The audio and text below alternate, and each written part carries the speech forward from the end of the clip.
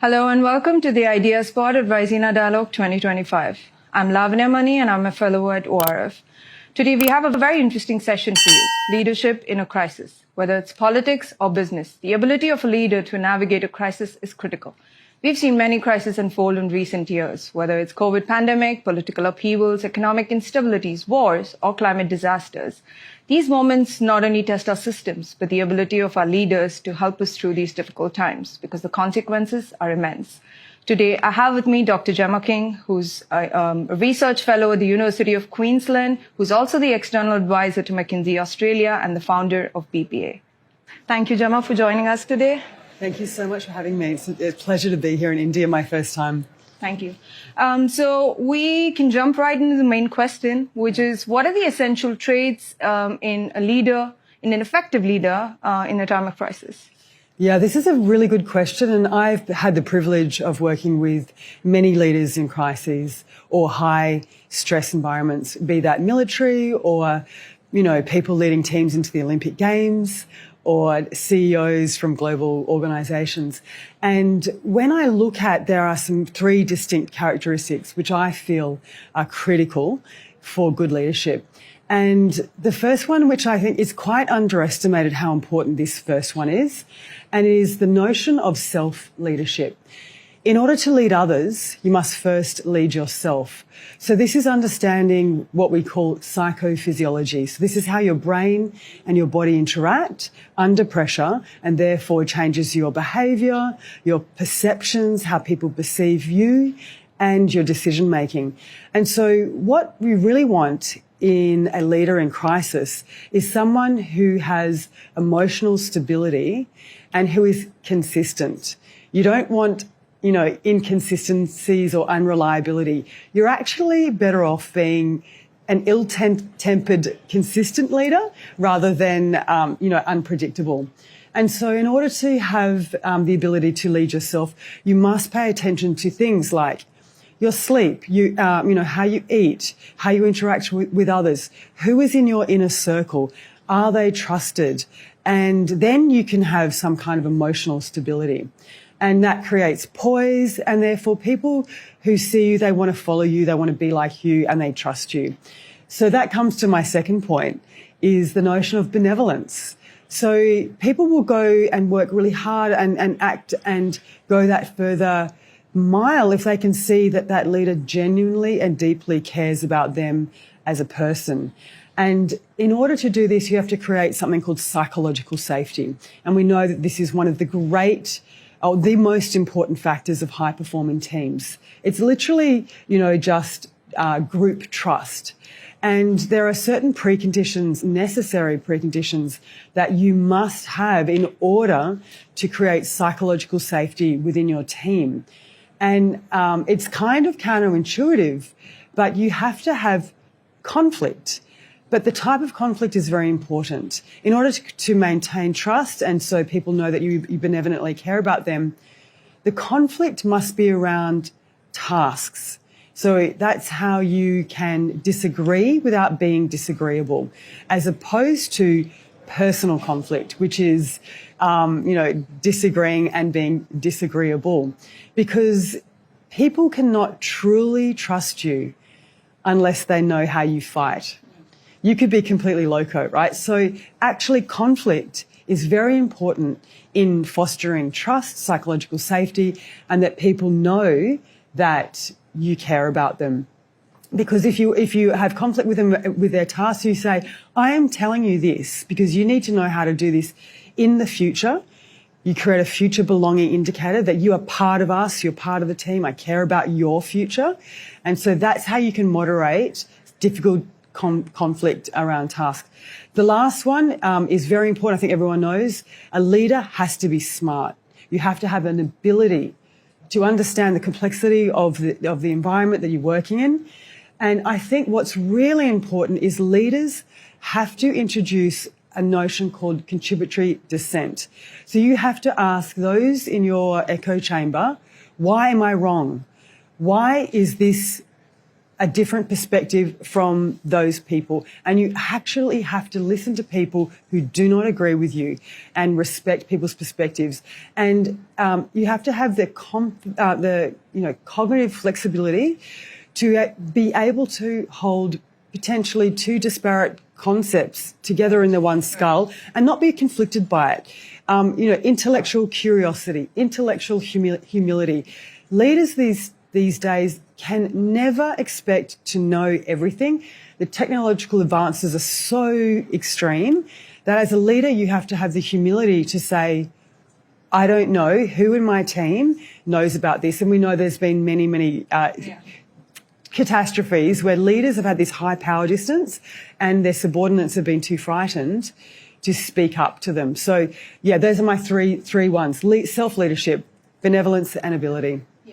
So you made a great point about group trust. Yeah. Now, if we have to extrapolate this to a political setup, the audience that political leaders cater to is vast and uncontrolled. So how can political leaders then build trust or position themselves as trustworthy in a crisis situation? Like, how do you create that morale amongst public when in the midst of a crisis? Yeah, so the notion of morale is really important. I think this is one of the primary objectives of good leadership, is to get people to do hard things in hard situations that they may not necessarily want to do. And in some situations, putting their life on the line and living in, austere environments. And so I have a 3-point formula for creating morale in people who are dealing with difficult things. So first thing a leader must do is they must show deep appreciation for the sacrifices that their leaders are giving, that their efforts are seen. And you have to almost empathise with them, so I understand that you are in pain right now and you are suffering and it's hard. And so you see the sacrifices, number one. Number two is that you have to remind people of the higher order meaning and purpose as to why they're doing this. So you're always having to elevate up about, we have shared adversity, we have a shared goal, we are together in this. People can do amazing things when they feel like they have a collective, they have people behind them and a shared collective purpose. And then the third one is, as a leader, this is probably the hardest one, you have to instill hope. Right. So you have to talk about, an idealised future, that yes, things are hard, things are tough, but if we stick together and we do the right thing, this is the potential. And so that is that charismatic leadership. That is that visionary leadership, that we will get there in the future. And you have to punctuate everything you say and preface everything you say with the appreciation, the higher purpose, and the hope. And I think that's the best way to create morale. And then you asked about trust. So I think you cannot beat consistency.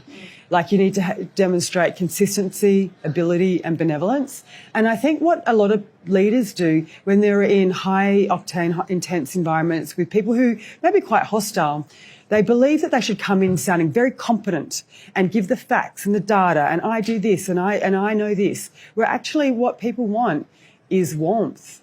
There's a great paper from a Harvard professor, Amy Cuddy, who talks about the importance of warmth versus competence. So if you want to engage and ingratiate trust, you come in with warmth, with likeness, with shared values, with a perspective that I know you, I like you, I feel like we are on the same page. Therefore, I will then listen to whether or not you're competent or not. But you have to placate people's primitive brains, like, A, first, are they dangerous? B, are they like me? Right. And then C, are you useful?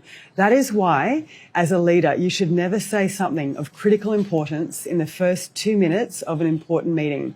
Wow. Because people's brains have to be given the chance to scan you, and their brains go through those 3 questions. Are you a threat? Are you like me? Are you similar? Do we have similar values?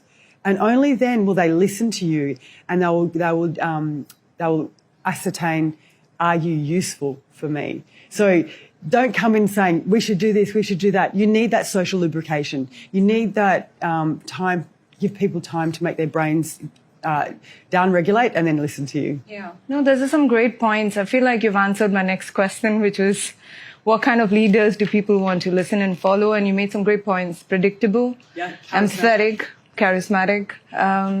And I think... real, authentic. I think that people want to know, like, you want to have a leader that's quite, like, slightly aspirational. Yeah. Like, they demonstrate dispositions and traits that you aspire to and you want to be like. Yeah. But they're not too far away that they're like, oh, I will never be like that.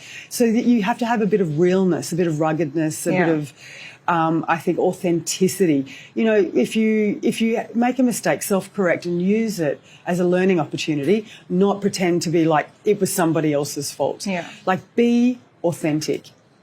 So, while being authentic, I think one thing that we're seeing in the global leadership landscape is that there is a fundamental shift in what kind of leaders are coming to power. Yeah. And there is a bit of, a gray area whether leaders are empathetic or too candid, predictable or unpredictable, and it's all morphed up at this point. Yeah.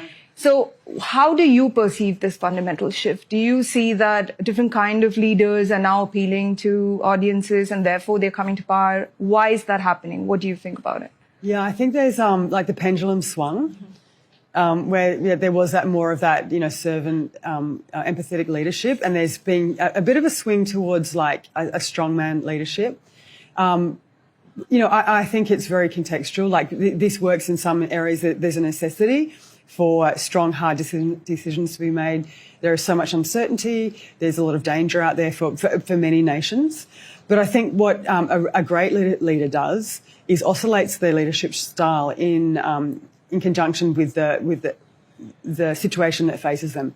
So, for instance, if you are in a situation where you need to be a directive, authoritative leadership because you don't have time to be consultative. So, for example, say we're at this conference and then we hear that somebody has Ebola. Right? You need an authoritative, decisive leader that will shut down and make the hard decisions immediately. Where, on the other hand, if you hear that there's Ebola in a distant nation, you then can have a different type of leadership style, consultative, deliberative. You think about all the different, possibilities. And so a really good leader is the leader that can go from here to here and then know that their followers will trust that they are choosing the correct leadership style for that moment. So I think you need to be incredibly flexible as a leader. You can't just be one way because you'll disenfranchise a lot of people. There's so much disparity because of the advent of social media. Yeah. You have no idea someone's political orientation. Like all of the typical lines of like, you see this person, they went to that school, they are from that socioeconomic background, they're that religion, they look like this, therefore they must think this. That's gone, right? We have no idea. You can probably look at their algorithm on their phone and probably ascertain what their political orientation is. But without doing that, we don't know who you are leading anymore. Yeah. So you made a very interesting point about social media and how leaders are perceived because of social media. And there are two kinds of views that people tend to have. One is, hey, leaders are more accessible today, and I know what to make of certain leaders' tweets. But how do you? And the other view is, of course, that there's leaders can rant sometimes on social media. So how seriously do we take these words? It is so murky. Yeah. The misinformation, the disinformation that's being propagated on social media, AI-generated videos, it's terrifying. I think there needs to be something has to be done about AI, and that the concept of truth is gone. There is no truth anymore. We only have consensus. So what we know is that leaders these days, that what will win the war, win the hearts and minds of people, is that they can convince people listening that their version of the truth is more true than the other person's version of the truth, right? Truth no longer exists. And so this is why, I think this is incredibly important, and people are not talking about this enough. But all leaders should be asking themselves the question, what should we be doing? What should we be training, fostering and looking at when the marginal cost of IQ is dropping to zero. From a 4-star general to a street sweeper, you can have AI, generated information at your fingertips. The ability to have incredibly intelligent agents with IQs over 400 at your fingertips means that the competitive advantage of having a PhD or having a professor or having this knowledge is gone. Yeah. So what's left? Yeah. What is left for us? What is left for leaders? What should we be doing? Yeah. And I believe we should be putting a lot of investment in the human factors, social dynamics, emotional intelligence, because those things, AI is not so good at, it's catching up. Yeah. And so we need those soft skills. I don't know why they're called soft skills, because they're quite hard for some men, particularly. But we need those soft skills more than ever to create relationships, to create bonds between nations, to understand people's, perspectives, what motivates them. These are the human skills that we need to be fostering, because intelligence is now free. Yeah. And we need friends. We need alliances. Yeah. We need psychological safety. And when you think about, really, when you break down what is really going on in the world, we have a nation state against a nation state. You have a military against a military. You have a general, a leader against a leader. But what we really do have is a very primitive human neuron banging up against another very primitive human neuron, right? When you strip everything away, that's all it is. It's a human against a human. Yeah.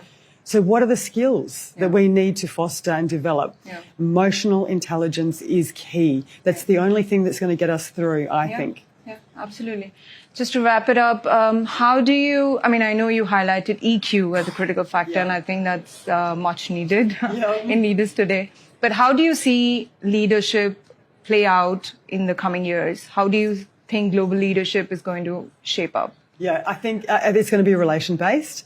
And I think leaders really need to look at what is the amount of trust? Who is advising them? Can you trust them? Are they in an echo chamber? Are they getting sufficient information? And I think, psychological safety and trust and contributory dissent is important. So, for instance, I was speaking to a person who was doing research with a thoracic surgeon. And, some of these surgeons are very frightening for those who are working around them. Right. And this nurse inside the emergency room, inside the operating room, was so terrified of that leader or that surgeon that she watched that surgeon sew up a pair of scissors into the thoracic cavity of that patient, right? So I use this as an analogy.